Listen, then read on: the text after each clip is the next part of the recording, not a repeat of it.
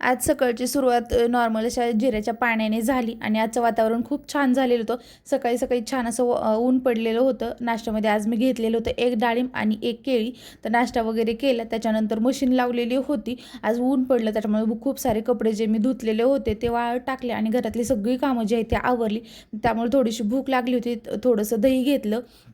साधारणतः अर्धी वाटी जे आहे ते दही घेतलं आणि सकाळी फक्त ऋतूसाठी एक टिफिनला एक चपाती बनवून दिलेली होती आणि आमच्यासाठी मी सकाळी काही चपात्या वगैरे बनवलेल्या नव्हत्या आणि ज्वारीचं पीठ पण संपलेलं होतं, त्यामुळे मला आज चपातीच खावी लागणार होती. दोघांसाठी चपात्या बनवून घेतल्या आणि त्याच्यासोबतच गरमागरम जे आहे ते मेथीची भाजी पण बनवून घेतली आणि अगदी 2 ते 3 मिनिट जे आहे ते मी हॉलमध्ये बसले तर इथं मेथीची भाजी माझी करपायला म्हणजे 1 मिनिट जरी मी उशीर केला असता तर आज मला मेथीची भाजी खायला भेटली नसती.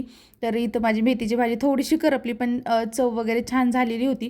तर दुपारच्या जेवणामध्ये मी घेतली होती चपाती, थोडंसं वरण, अगदी थोडासा भात घेतला आणि मेथीची भाजी. तर आजचं वजन होतं 61.70. 4च्या दरम्यान जे आहे ते मी एक सीताफळ घेतलं जे मला प्रचंड आवडतं आणि आमच्या घरात कुणालाही ते आवडत नाही.